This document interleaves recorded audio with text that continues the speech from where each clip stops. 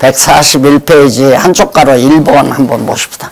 첫 시간은 2절과 3절 그 매듭을 좀 견고하게 이어드리는데 목표를 정하고 제가 말씀을 드렸습니다. 이게 중요한 것은 성경신학의 그 아주 생명력은 논리성이거든요.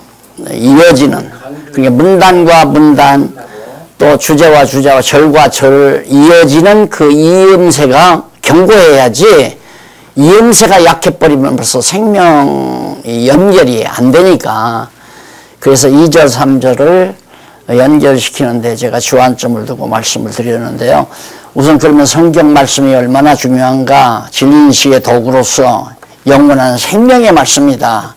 그러니까 우리가 영생을 얻으리라 영생을 얻으리라 하는 이런 말들이 결국 하나님의 말씀을 받는다는 얘기죠. 예, 하나님의 말씀을 받으면 영혼이 자꾸 자라나잖아요. 예, 출생하는 것도 중생하는 것도 하나님의 말씀을 들어야 중생을 하고, 중생한 자가 자라나는 것도 하나님의 말씀을 들어야 자라난다 이 말입니다. 계속해서 우리의 신앙이. 그러니까 하나님의 말씀이야말로 영원한 생명이기 때문에 이 말씀을 받은 사람은 죽음이라는 게 없다고 그랬잖아요. 우리는 죽지 않는다. 그냥 죽음을 살아서 믿는 사람은 영원히 죽지 아니하리라는 말이 육신이 영원히 산다는 말이 아니잖아요. 우리의 영원히 죽지 않는다 그런 뜻인데, 그래서 거기 157번 보면 5장 39절 나오죠. 요한복음. 너희가 성경에서 영생을 얻은 줄 알고 상고하거니와. 영생을 구원받으라 그러면서 성경은 안 가르쳐요. 성경에 영생이 있는데 성경은 안 가르치는데 구원을 받을 수가 없잖아요. 영생, 생명을 받을 수가 없다 이 말입니다. 그러니 이게 목회에서 성경을 가르친다는 얘기가 얼마나 중요한 얘기인가. 목회 다라고는 안 생각해요. 요즘에는. 근래 와서는 목회라니까 그냥 성경 가르치면 되는 거구나. 성경만 가르치면, 딴 생각하지 말고 성경 정확하게 알아서 성경만 가르치면. 제가 은퇴하고 나서 더 이제 그쪽에 은퇴를 제가 일찍 한 이유가 뭐 신경 쓰고 여기 신경 쓰고 이런 데 신경 쓰고 이것 없이 그냥 오직 성경만 좀 가르치는 일을 해야 되겠다 해서 은퇴를 쉽게 했는데, 그 은퇴하고 나서의 일이 지금 열매를 거두는 거예요. 그 은퇴하기 이전에 목회의 열매는 이 건물덩어리고 이 돈덩어리고, 이 돈덩어리가 결론이에요. 예. 은퇴하고 나서 한 결론은 지금 엄청난 이 정말 아름다운 생명의 역사, 말씀의 역사가 바로 정말 온 세계를 지금 뻗어가잖아요. 쭉 줄깃하고. 마치 이제 나무 뿌리가 점점 해마다 뻗어나가듯이 전 세계를 향해서 이 말씀의 뿌리가 뻗어나가는 것을 실감할 수 있는, 몇 년 사이에 그렇게 돼요. 몇 년 사이에. 그 이제 시작된 것이 이제 성경 강론 다 집필 다 끝나고 나니까 또 우리 조원구 목사가 또 와가지고 날 이단인 줄 알고 하다가 더 좀 확인해 보려고 책 사러 와가지고 처음 만난 것이 이제 목사님들을 만나게 된 기본 동기가 된 거예요. 그전에 목사들 상대도 안 해줬어요. 동창도 상대 안 해주고요. 왜? 이단이라서 우리가 바다하니까. 그래가지고 정말 그때부터 이제 확산되기 시작해가지고 결국은 오늘의 지금도 놀랄 수밖에 없는, 자다가도 놀랄 수밖에 없는, 어떻게 이런 일이 정말 인간의 힘으로 가능할 수 있을까 할 정도. 그래서 그 생명이라는 말씀이 로고스라는 말씀과 통하는 거고요. 로고스가 곧 하나님의 말씀이고 로고스가 곧 생명이고. 그래서 이제 거기 뒤에 보면은 그 42페이지에 보면은 거기 나오죠. 영원한 생명인 로고스 네 번째 줄 나오네요. 로고스를 계시하기 위한 형식일 뿐이다. 그래 성경은 로고스를 계시한 하나의 그릇이죠. 성경이 하나의 형식, 로고스를 계시하는 하나의 형식이 성경 기록이란 말입니다. 이게 성경에 기록된 내용이 그 의미가 바로 로고스, 하나님의 뜻이고 로고스라는 얘기입니다. 대한신학대학원에서 한번 뭐 특강을 해달라고요. 목사님들이 모였더라고요. 한 30명인가 40명인가 모였는데 대학원생이라는 것 같아요. 특강 한다고 그래서 1시간을 하는데 뭐 하겠어요. 그래서 성경 구조를 얘기하면서 태초에 이제 말씀이 천지를 창조하시나면서 그 영은 거기 말하면서 여기가 바로 이제 로고스, 태초에 말씀이 계시니라 로고스를 말해놓고 이게 바로 하나님의 뜻입니다. 이게 시간이 바쁘니까 설명을 못하죠. 그리고 이제 쭉 끝났더니 점심 먹었는데 어떤 분이 이걸 하나 지적을 해야 되겠다 그렇게 생각을 했던가 봐요. 먹고 나서 나한테 설명해주고 그러더니 목사님 로고스 어떻게 하나님의 뜻입니까? 그러더라고요. 근데 이 양반은 어디서부터 언제 어떻게 그렇게 해야 돼? 그래서 그 하나님의 뜻이라 하나님의 의도라고 하는 얘기고 의도가 하나님이 바로 말씀이고 그 하나님이 바로 태초의 말씀이고 하나님이라고 그러지 않느냐고 그러면서 그 하나님이라는 말이 하나님의 의도라는 뜻이라는 그런 의미로 쓴 겁니다 하고 그냥 덮어버리고 말았어요. 그러니까 로고스라는 말을 국어사전적인 사전적으로만 음미해가지고는 성경이 안 풀려요. 예, 제가 어학을 전공은 하지 않았지만은 이제 이렇게 성경 강론집을 쓰면서 성경을 보면서 이제 헬라어 히브리어 성경 같은 거 참고하면서 보는데 나는 내 나름대로 이제 그거죠. 한 단어는 한 구를 형성하고 구는 문장을 형성하고 문단을 형성하고 이러면서 이제 하나의 뭐 논문이 나오는 거예요. 이론이 나오고 그 이론이 하나의 학이 나오고 이렇게 나오는 건데 그럼 단어를 이해하려고 할 때에는 일단 구를 통해서 단어를 이해해야죠. 구를 올바로 이해하려면은 문장을 통해서 이해해야 되고요. 그래서 이 어학에 깊이 들어가면 문장론이라는 게 있다고 그래요. 나는 어학을 깊이 안 했으니까 보는데 문장론. 문장론이란 말은 뭐냐면 국어 사전에 나오는 또 사전에 나오는 단어로 해석해서는 안 된다는 거죠. 이 단어를 어떤 문장에 담겨진 의도를 표현하기 위한 건가. 그걸 염탐을 해야 된다는 거예요. 그걸 탐색을. 근데 제가 그렇게 탐색을 했거든요. 그래서 야, 그럼 내가 문장론가였구나. 내가 중간에 우리 우리 특히 박홍기 교수님이 이 성경에서 내가 활용한 히브리어 헬라어 있잖아요. 이게 내가 전문가가 아니니까 이제 걱정도 되고 또 그전에도 한 그런 일이 있었어요. 복이라는 말과 언약이라는 말과 관계가 있다라는 얘기를 하면서 히브리어에 어두가 같다. 베라카와 베리트라는 말이 어두가 같다 하는 말을 어근이 같다고 내가 얘기를 했거든요. 어근이 같다. 그랬더니 누가 나를 트집을 잡는데 그게 어근이 같다고 했다고 무식하다고 막 얼마나 하든지 내가 표를 딱 보니까 어근이라고 그랬어요. 그 어두 말에 우두머리가 같다. 따지고 어근이나 비슷한 것 같은데 그걸 가지고 나를 쳤던 일이기 때문에 이제 혹시라도 이게 엄청난 싸움이 이제 진리 싸움이 벌어졌는데 이게 목사님이 재해석한 거 또 단어를 설명한 거 이것들을 좀 전문가에게 좀 자문을 좀 받았으면 쓰겠다 해가지고 근데 오늘 어학을 전공했다는 분이 왔어요. 왔는데 어학 뭐 전공했다고 어느 신학교에서 히브리어 헬라어 가르치고 그랬다고 그러니까 박홍기 교수가 반각이 맞아가지고 이제 그 작업을 했어요. 그분하고. 그러니까 뜻이 엄청나게 뭐 빗나간 건 없는데 학자들이 볼 때 좀 너무나도 단조롭게 설명을 된 것들이 있다는 식으로 얘기를 하면서 쭉 리스트를 뽑아왔더라고요.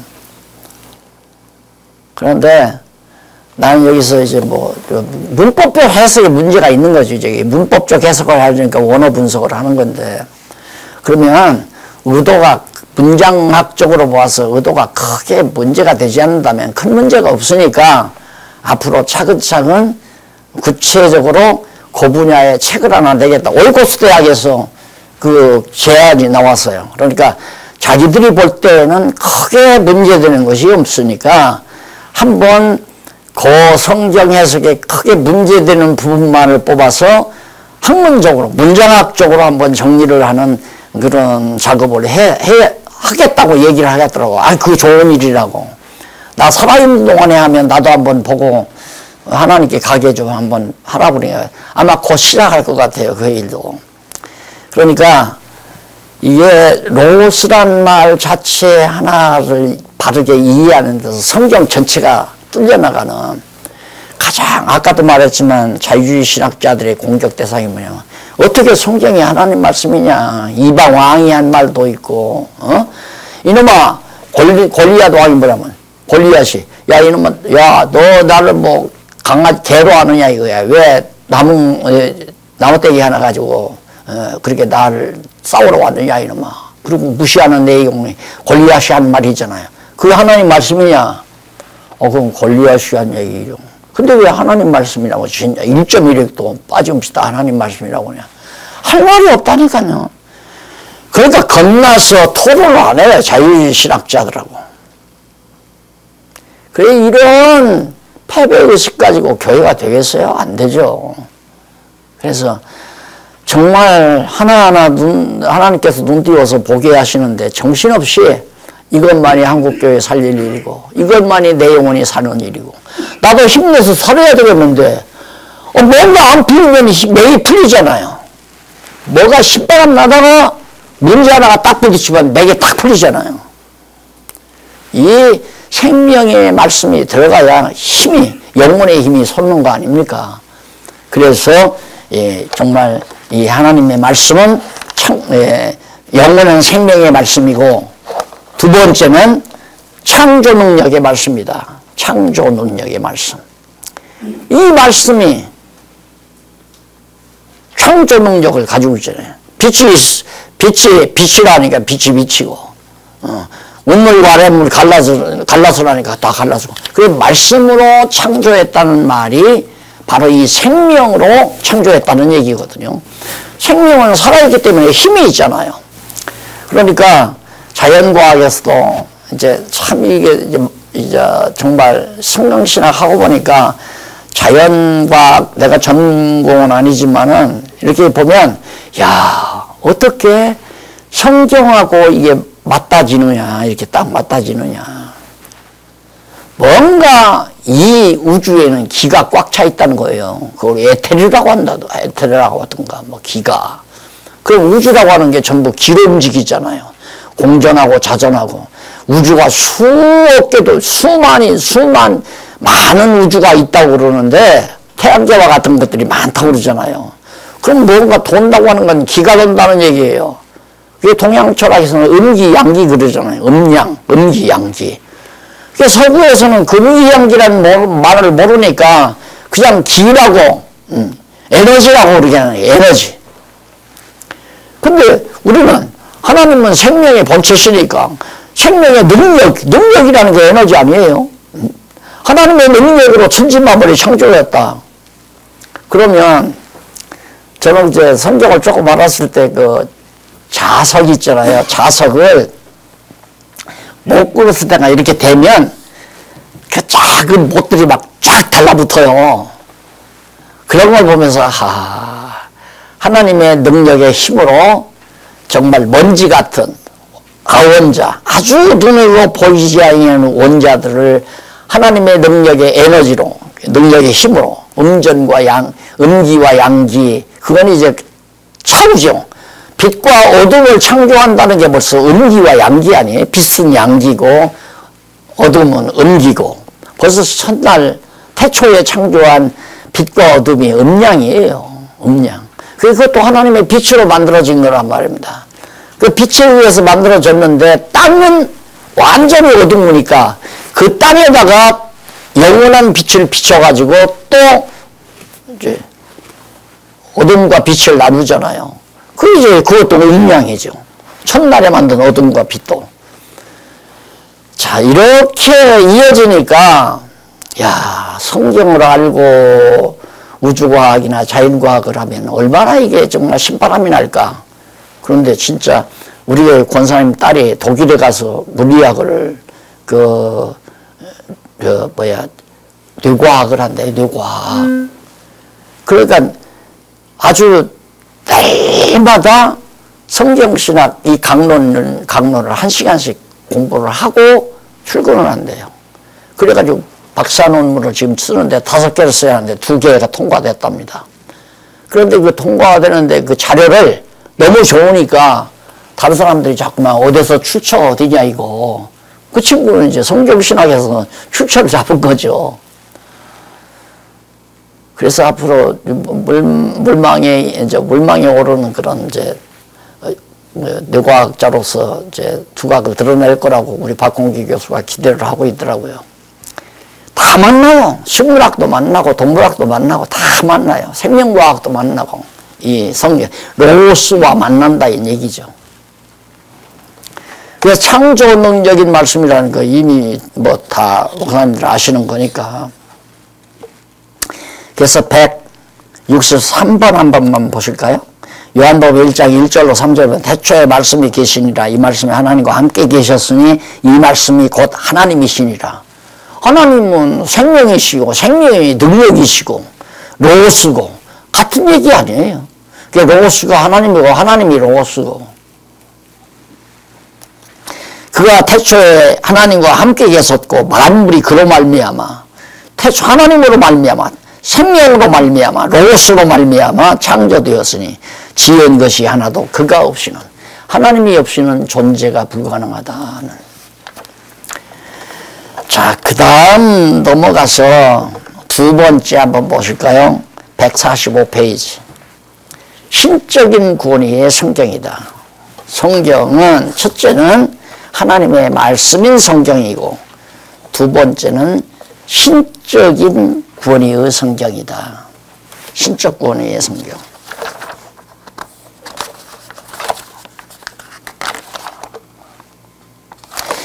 자, 영존하는 절대자 하나님 말씀에 대한 계시가 기록된 성경은 신적 권위를 가진다. 그러니까 지금 현대 성경, 현대 신학에 있어서, 개혁파 신학에 있어서 또한 기독교에 있어서 가장 지금 문제가 되는 게 성경 권위. 이게 확보가 안 되는 거예요. 성경 권위가. 그러니까 로만 캐토릭은 성경 권위를 내세우는 게 아니라 교황 권위를 내세우잖아요. 어디에다 권위가 있어야 이게 거기로부터 모든 것이 이제 질서가 잡히는데. 그러니까 나라가 형성이 되려면 대통령을 세우는 건 대통령이 권위를 줘서 대통령으로 밑에 이래서 피라미드식으로 쫙 정리하기 위해서 그렇게 하는 거 아니에요. 정치에도 마찬가지란 말입니다. 뭐 하나가 권위가 딱 있어야 그것이 핵심이 돼가지고 그걸로 논리가 정리되고 체계가 잡히고 그러는데 로만 카톨릭은 교황권이에요. 교황이 다 권위를 둬요. 교회도 우리 개신교는 성경권이라고 그래요. 근데 성경권위가 확보가 안 돼요. 그러니까 뭐 보수주의 실학이라고 나 졸업할 무렵에 성경은 문서다. 그냥 옛날 문서들 조합해서 함무라비 법에서 십계명이 나왔다 이런 식으로 그 총장이가 그 얘기해가지고 그냥 교단이 발칵 합동적 교단이 발칵 뒤집어지면서 파당이 딱 갈라졌잖아요. 성경 권위가 없어요. 그러니까 성경을 안 가르치죠. 그러니까 그건 뭐냐? 성경 권위가 없으면 무슨 권위가 있어야 돼요? 카리스마가 있어야 한다고 그러죠? 카리스마. 목회하려면 카리스마가 있어야 한다고. 카리스마. 지도력이라는 얘기지. 그게 바로 목사예요. 이게 얼마나 사기 행위입니까? 이걸 모르니까, 남들 다 하니까, 목사가 뭐 다 교회 권한 다 쥐던데, 뭐, 나라고 쥐면 어디 뭐, 덕나나? 모든 사람이면 그건 정당성으로 뭐, 취급받는 거니까. 모든 교회들이, 목사들이 자기 마음대로 이럭저럭 재정권이나 인사권이나 무슨 재단권이나 강단권이나 모든 권한 다 가지고 다 하던데, 또 법적으로 보장되어 있고. 그래서 목사에게 상권을 다 부여하는 이유가 성경 권위가 없으니까 목사 권위로 가서 해라 이거예요. 그러니까 말 잘하고 카리스마가 있으면 내가 기도하면 병나, 내가 축복하면 복 받는다, 사업 시작하려면 목사들이 다 축복받아라, 이래야 권위가 서야 목회가 되는 거 아니에요. 그렇게 목회한 사람들은 다 성공했어요. 정말 그런 식으로 목회하면 아무리 못해도 기백명 기천병을 한다 이 말입니다. 다 이게 다 사기친 거 아닙니까?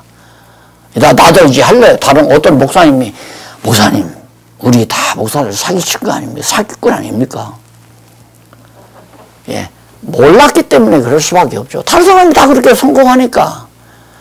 그런 식으로 자기가 기도하면 어젯밤 하나님께서 내게 말씀했다 이런 말 하면 막 목사권위가 팍팍 올라가잖아요. 야, 하나님께서 어젯밤에 또 우리 목사님 찾아오셨구나. 그래가지고 구름대처럼 모여서 뭐 교인이 20만이 30만이 야, 이 훌륭하게 성공한 분이니까 한국 교회 이름으로 장례식 치르자, 이런 얼빠진 한국 교회가 된 것이 오늘의 현실이에요. 우리 목사님들만 있으니까 이미 이제 같이 공감하는 목사님이니까 나도 마음대로 하는데, 내가 왕상교에서는 말 못했잖아요. 다 주먹으로 주에 패서 내보낼까 봐서. 말도 안 되잖아요. 한번 생각해보세요. 목사님들 그랬잖아. 교회는 성경인데 성경 권위가 있어야 되잖아요. 그 권위가 있으려면 야, 이건 진짜 하나님 말씀이다, 신적 권위가 있구나, 이렇게 확증을 해야 하는데 그걸 못하니까 성경 권위가 확보가 안 돼요. 그러니까 실수가 안 잡히니까 그냥 교파만 갈라지고, 교회도 나중에 개교회주의, 목사 개개인이 다 해야 내 멋대로. 그래서 그냥 교회 운영해서 돈 총회비만 잘 내면 다 오야방. 총회비, 교회 수가만 돈 많으니까 총회비 많이 되잖아요. 1년에 몇 억씩 내니까 야, 당신 총회장 해라. 그가 옳든 그러든 총회장 해라. 아니, 교회가 세상 나라에 사과를 해야 한다, 이것 때문에 지금 요즘 파다하게 교계가 시끄럽잖아요. 어떻게 교회가 세상 나라에서 사과를 해요? 교회 머리가 누구신데. 그런데 그 목사가 사과한 걸 교회가 사과했다고 그래. 한국 교회가 사과했나요? 그 목사가 병신처럼 사과한 거지. 교회는 사과, 머리가 예수님인데 예수님이 문 대통령 앞에 가서 죄송합니다, 코로나 확장하는데 우리 교회가 잘못해서 죄송합니다, 예수님이어서 사과하면 교회가 사과한 거지만, 그 목사가 사과했는데 그 목사가 사과한 거지 어떻게 한국 교회가 사과했다고 그래가지고, 참, 그 한국 교회가 아니죠. 답답해요. 그냥 갈등만 오고 가고. 그래서 하여튼 요즘 그 목사 욕하느라고 그냥 전도사도 욕을 하고 목사도 욕을. 문제는 성경관입니다. 그런데 성경이란 신적 권위의 성경이다. 그게 이제 어떻게 해서 그러냐 나오잖아. 첫 번째, 영감에 의해서 기록된 거다. 영감에 의해서. 성령의 영감으로 기록된 거기 때문에 신적 권위가 있다. 다 아시는 얘기 아니에요. 성경도 다 아는 얘기고, 그 어디에도. 다 두 번째가 뭐예요? 정황무호하다. 이 정황무호하다는 말은 1.1획도 정황무호하다는 데다 자꾸 붙이는 거예요. 1.1획도. 그런데 아까 내가 문장론을 얘기했잖아요. 문장만이 뜻을 담아요. 문장만이. 그렇죠? 문단도 더 뜻을 풍성히 담고, 하나의 논지는 뜻을 더 풍성히 담고, 학은 완벽하게 담는 거죠. 그러니까 단어 안에는 뜻이 정확하게 담길 수 없어요. 사랑 이러면 저 목사님이 사랑이라는 말 왜 할까? 자기 요즘에 애인 만나가지고 나누는 그 사랑을 얘기하나? 이렇게 얘기할 수도 있고, 저 사람 자기 딸 사랑하는가? 그 사랑으로 얘기할 수도 있고, 사랑이라고 저 민족을 사랑한다는 얘기인가? 몰라. 단어 하나 가지고는 그 진정한 의미를 모른단 말입니다. 그러면 나라 사랑 이러면 나라 애국심을 얘기하는 거구나. 문장이 아니라 그건 구지만 나라 사랑 한 구지만 거기에는 의미가 좀 담겨 있잖아요. 그럼 나라 사랑을 어떻게 하라는가? 세금 잘 내는 게 나라 사랑하는 거다. 그런 의미로 말할 수도 있고, 국가에 충성하기 위해서 군대에 나가서 목숨 걸고 적과역으로 싸우는 것이 나라 사랑이다. 이렇게 이런 의미로 말할 수도 있고, 아니면 내가 정말 기업가가 돼서 대기업주가 돼가지고 정말 직장 없는 젊은이들 한 100만이든 200만이든 그들에게 직장을 주고 먹고 살 수 있는 생활 기반을 닦아줘야겠다. 그것도 나라 사랑 아니에요. 문구로도 나라 사랑이라는 말 가지고는 잘 몰라요. 문장, 내가 어떻게 뭘 해서 나라 사랑한다. 이거 조금 나라가 표현하죠. 하여튼 문단, 한 패러그래프, 문단 속에는 더 풍성이 담기고 있고 완벽한 것은 하나의 학문체계에 담겨 있는 거 아니에요. 그러니까 성경도 그렇게 봐야죠. 1.1획들이 모여서 단어가 되고 단어가 모여서 문구가 되고 문구가 모여서 문장이 되고 문장이 모여서 하나의 문단이 되고 문단이 모여서 논쟁이 되고 논쟁이 모여서 학문이 되고 그래 하나의 학문체계를 이루어가는 소수단을 1.1획이라도 말한 걸 1.1획이라도 변함이 없이 이건 정말 조망무하다 이렇게만 얘기하니까 자유주의 신학자들한테 놀라는 거죠. 막 완전히 당하는 거죠. 번역본이 1.1획도 변함이 없죠. 잘못 번역하면 잘못할 수 있잖아요. 자유주의 신학자들은 자기들 말대로 처녀가 잉태의 아들을 낳았다는 걸 처녀라는 말을 단어에 보면 여자라는 말도 있어요. 여자. 그러니까 그들은 절대 처녀라고 번역 안 해요. 여자가 잉태하여 아들을 낳았다. 그럼 여자는 결혼한 여자도 여자고 결혼 안 한 여자도 여자고. 이런 그 문장론에 대해서 전혀 생소한 양반들이 자꾸만 성경권에 대해서 우리 지금 성경신학 이런 거 구체적으로 다 얘기해요. 구체적으로. 말씀이란 무엇인가 무엇인가 나오는데 거기에 나오잖아요. 그러면 제가 강론집을 쓸 때 요한복음 강론을 쓰는데 태초에 말씀이 계시니 할 때 이 말씀을 그걸 다 설명을 하면서 박스 처리해서 하려고 그랬거든요. 그러면 또 흐름이 무너지잖아요. 그래서 거기다가 각 줄을 달아가지고 무엇인가 몇 권 무엇인가 몇 권 말씀이란 무엇인가를 참조하시라. 거기 보면 말씀이 무엇인가 나온단 말입니다. 다 정리됐어요. 정리 안 된 게 없어요. 다. 그러니까 자유신학자들을 얼마든지 케어시킬 수 있는 무기가 지금 주어진 거란 말입니다. 이거 가지고 싸우는 게 우리 진리의 전사들, 목사님들이 바로 이 진리 싸움하기 위해서 사는 거 아닙니까? 하나님께서 그래서 소명한 거 그거 시키려고. 그리고 이 싸움은 승리가 보장된 싸움이고 내가 몇 년 전부터 오래전부터 성경신학 이야기하면서 우리 싸움은 이미 승리가 보장된 거다. 아니 승리가 보장됐다는 거예요. 잘나서 싸우는 게 아니라 다윗이 돌멩이 하나 가지고 골리앗 앞에 가잖아요. 근데 돌멩이가 이긴 게 아니거든요. 팔맷돌을 놀팔매를 잘 넘겨서 이긴 게 아니라 너는 칼과 창을 의지하고 나오지만은 나는 내가 모독하는 만군의 하나님 여호와의 여호와의 이름으로 언약하시고 다윗을 이스라엘 왕으로 삼는다고 언약하신 그 여호와의 이름으로 내가 나왔으니까 내가 이긴다 하고 돌려낸 거예요. 그러니까 여호와의 이름이 바로 뭐냐면 진리 싸움에서 승리가 보장된 이름 아닙니까? 그런데 성경신학이 뭐예요? 여호와 계시가 성경신학. 그러니까 성경신학은 승리가 보장되어 있어요. 근데 내가 전에도 안 맞던데요. 그거 이제 다음 주일에 만나면 해결돼요.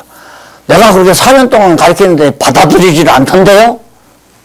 원인이 있어요. 이제 아무나 듣는 게 아니에요. 그러니까 목사님들이 이걸 들었다는 건 정말 놀라운 거죠. 하나님의 대단한 은총이에요. 선두주자 아닙니까 지금. 성경신학의 선두주자. 이제 이게 막 세계로 지금 대항을 세계 무대로 뻗어나가는데 이 초점이 지금 목사님들이 지금 선두주자가 된 거예요. 정황부하다는 말이 그렇게 자꾸만 성경 정황부에 글자가 잘못이다. 번역본에는 잘못이 많아요. 교단이 신학자들이 또 자기 신학을 정당화하기 위한. 그러니까 인간의 열심, 인간의 의지를 강조하려는 알미니안주의 입장에서는 세례 요한 이후로부터 천국은 침노를 당하나니 침노하는 자에게 열심히 싸워 침노하는 자는 천국을 빼앗느니라. 이게 천국 열심히 내야 정구한다 이거죠. 왜? 칼빈의 예정론 얘기가 나왔을 때 당장 반발이 뭐냐면 예정론이 뭐 하나님 다 예정해 놨으면 뭐 힘쓸 것도 없고 애쓸 것도 없고 가만히 있어도 천국 보내겠는데 뭘 무슨 필요냐. 그래서 그걸 반발하면서 일어나는 게 알미니안주의거든요. 그러니까 그들은 인간의 열심을 강조해야 한단 말입니다. 그러니까 성경에 나오는 열심을 강조하는 부분은 재석이 필요한 부분들이에요. 그걸 내가 다 정리해 놨잖아요. 아주 중요한 거란 말입니다. 왜? 잘못하면 성경 권위가 무너지니까 일관성이 있어야 되잖아요. 하나님의 권위와 인간의 의지, 하나님의 신적 절대 권위와 인간의 자유의지는 완전히 상반된 개념이기 때문에 이게 정리가 안 되면 안 돼요. 구한절이 가서 제네바에 있는 칼빈 신학대학에 가서 그 교수들을 만나서 물어보니까 솔직히 손 들더라고요. 이것이 서구 신학의 한계입니다. 못 푼다 이거 해답이 없다 이 말이에요. 그럼 끝난 거 아니에요? 성경도 권위가 없고 신학도 권위가 없고 그러니까 교회가 무능한 개신물과 같구나.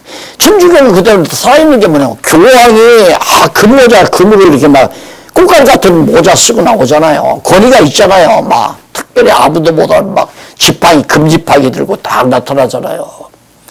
그런 쇼를 하니까 되는 거예요. 네, 한국 교회도 쇼를 해야 돼요. 거룩한 척, 진실한 척, 뭐 선한 척. 그래서 자기 인품을 가르쳐서 자기 인품으로 목회를 해야. 목회하는 게 성격으로 해야죠. 초동목동 초라한 그 뭐 약물이나 저기도 얼마나 초라했겠어요. 뭘로 이겼어요? 여호와의 이름으로 이겼잖아요. 그래서 목사 권위 세우려고 하는 건 참 어떻게든지 자기의 어떤 뭐 인정을 베풀거나 선한 척을 베풀거나 어떤 선할 이런 것으로 과거 이제 미국에서 선교 왔을 때 배고픈 자들에게 막 우유덩어리 있잖아요. 우유 기름 다 빼고 막 우유가루에 덩어리 진 거. 예. 드럼통 같은 데다가 막 실어다 그거 나눠줘가지고 배고프니까 그걸 먹기 위해서 교회가 나와가지고 결국에 한국교회가 시작이 된 거거든요. 이제는 배고픈 영혼에게 이 생명의 양식 먹여야죠. 안 그래요? 생명의 양식. 자, 그 다음 마지막 세 번째. 절대 진리. 이게 왜 절대 진리냐면 현실 이 세속에서는 절대 진리란 없다. 아유 결론 냈어요. 절대 진리 없다. 그러니까 나는 반대로 절대 진리가 있다. 이게 성경이다. 이 얘기예요. 어떻게 해서 성경이 절대 진리냐?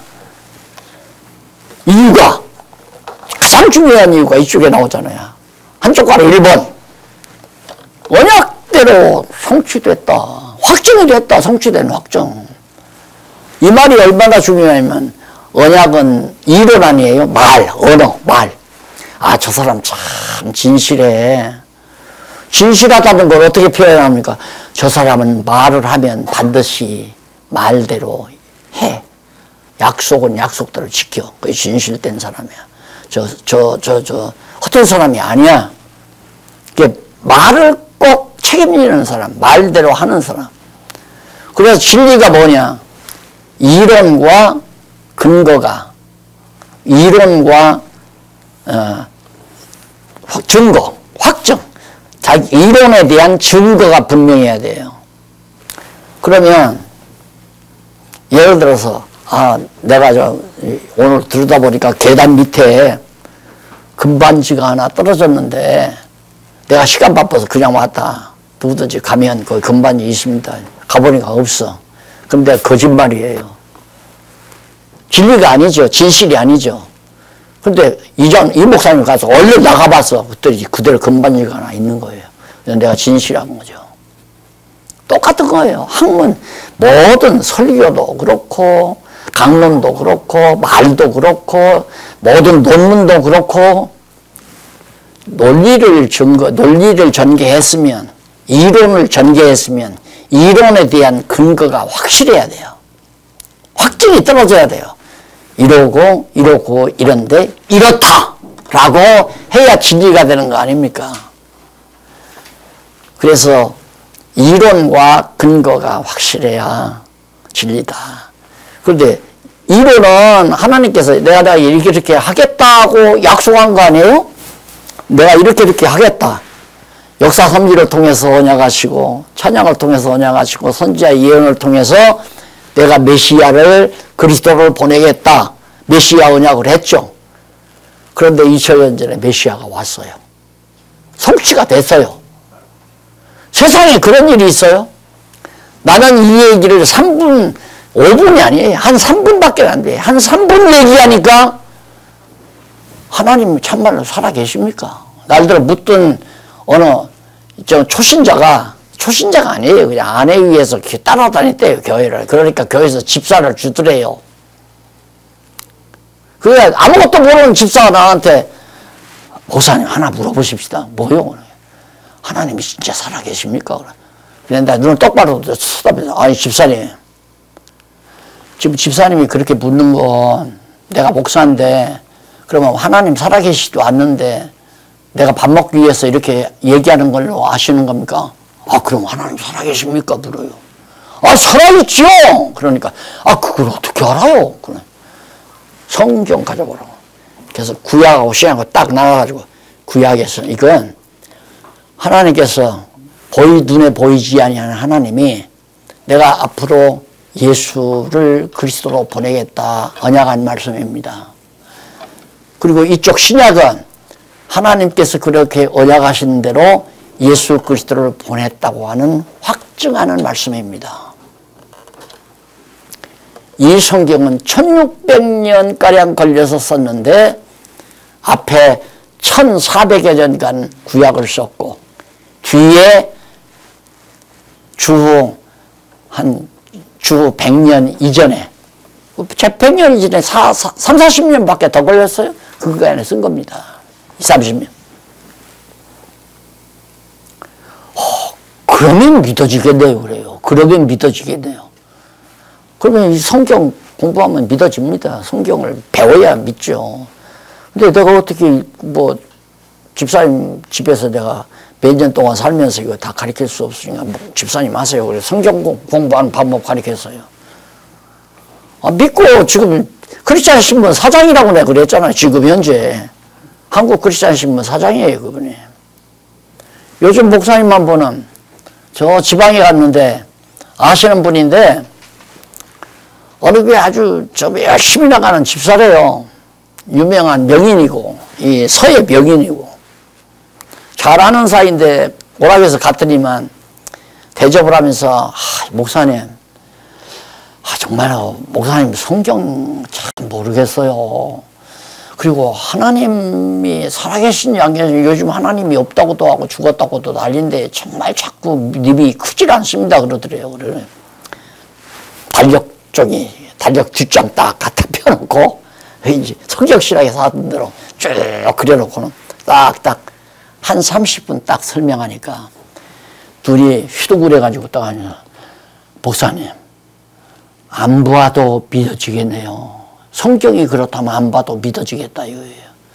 그게 하나님 눈으로 안 봐도 하나님 살아계시다는 게 믿어지겠다는 얘기 아닙니까?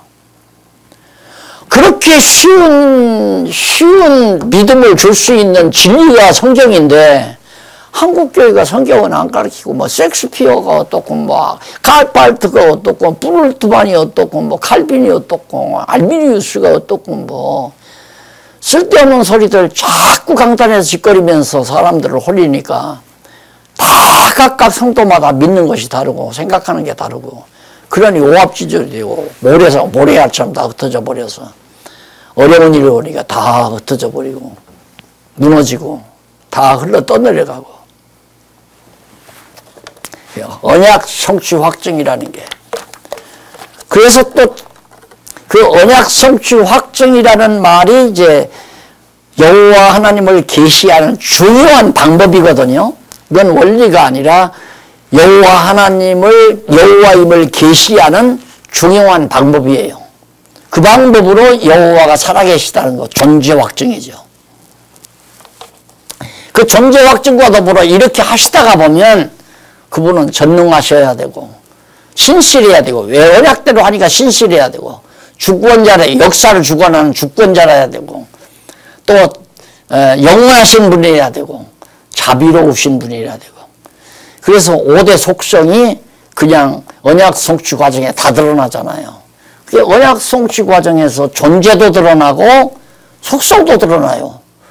그분이 있느냐? 있다.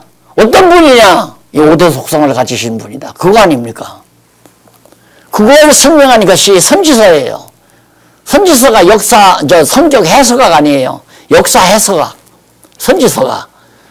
그러니까 내가 어떻게 성경을 선지자들이 그렇게 해석했더라니까. 에스겔서에 계속 나오잖아요. 여호와를 내가 여호와인 줄 알게 하리라. 내가 여호와인 줄 알게 해서 성전 다 불태버리겠다. 이방으로 다 포로잡혀 가겠다. 여호와임을 알게 하는 방법이 하나님의 역사서입니다. 그러고 보니까 성경 전체가 여호와를 계시하기 위한 방법이면 그냥 이해가 되고 언약 성취 확증이 되고 그 다음 마지막 하나는 일관된 논리구조. 이거 대단한 거죠. 참 신기한 거죠. 이게 매우 중요한데 아까도 사석에서 얘기했지만 우리 조 목사님이 새로운 교재를 하나 썼는데 그냥 일평생 그걸 그냥 하나로 이어놓으려고 아까 강의할 때 2절과 3절 읽는데 1시간 걸렸잖아요. 그걸 읽는데 내가 그만큼 정성을 들였는데 그걸 토막토막 다 1강, 2강, 3강에서 다 잘라놨어요. 그래 내가 좀처럼 그 목사님한테 좀 정말 이렇게 불편한 표현을 하지 말아야 하는데 나도 인간이라 열딱지가 딱 오르잖아요. 애쓰고 그거 다 애쓰고 힘쓰고 몇십 년 걸려서 그걸 다 붙여놨는데 다 잘라놔가지고 목사님 이 쓸데없는 일 왜 했느냐고. 오죽했으면 강론집 1권 2권에서 필시를 따로따로 내는 게 아니라 연번을 했어요. 연번. 그리고 세상에 그 책을 1권 끝날 때도 글이 고우면 그 리자는 2권에 있고 고는 3권에 나오고 그렇게 책 쓰는 사람이 세상에 어디 있어요. 그렇게 일부러 그렇게 했어요. 일부러. 한 페이지를 더 하더라도. 왜? 하나다. 이게 한 논리다. 논리가 하나다. 이걸 확증하기 위해서. 그러니까 성경을 공부할 때 가장 중요한 것이 뭐냐면 정말 언약대로 성취됐나. 여러분 성경보다 하나님께서 무슨 언약을 해요. 언약을 하면 이 언약이 이루어지나? 조금 읽으면 그 언약대로 이루어져요. 노아에게 이제 끝났어요. 노아 때.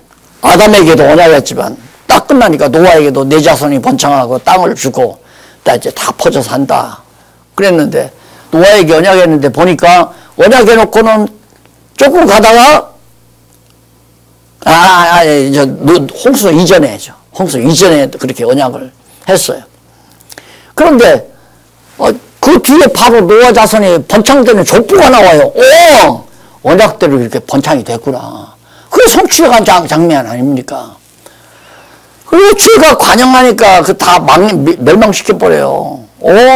땅에 퍼져 산다고 약속을 했는데 이것들이 모여가지고 안 퍼지고 헤어지지 않고 흩어지지 않고 모여서 줄줄 자꾸 일러내려고 그러고 하나님과 대항하려고 그러니까 하나님께 심판해버리잖아요. 그래놓고는 그 다음에 온 땅에 흩어버리잖아요. 왜? 언약대로 온 땅 점령하기 위해서. 그게 노아의 후손이 지금 세계 땅, 온 땅에 다 퍼져 사는 거 아닙니까? 언약대로 성취하는 거죠. 그러니까 성경을 볼 때 언약 내용이 나면 언약 내용이 이루어지는가. 야, 아브라함이 12장에서 언약한 내용이 이렇게 야곱 때로부터 12아들이 나오고 그 언약을 이루기 위해서 첩을 4이 얻잖아요. 셋이나 아내를. 그 지옥 보내야죠. 이 목사님들 첩어도 살면 목사 당장 면직당하죠. 알아요? 그런데 또 감리교 어느 장로가 어느 장로가 첩으로 살았대요. 그러니까 목사가 뭐라고 그러냐면 성경에 보면 다 뭐 아브라함도 첩어도 살고 뭐 야곱도 첩을 하고 이런 소리 하면서 그냥 무마해서 덮어버리는. 그러니까 그 의미를 모르니까 그러죠.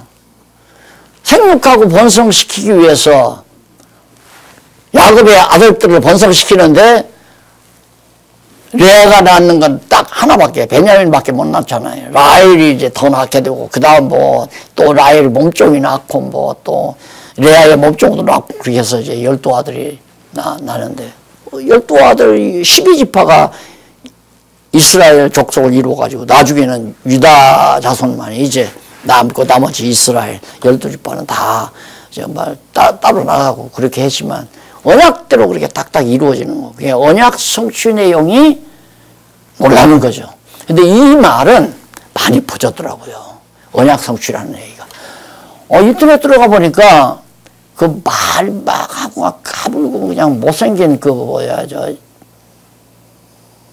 뭐라고 그래. 그 우스갯소리 잘하는 코미디. 여자 코미디.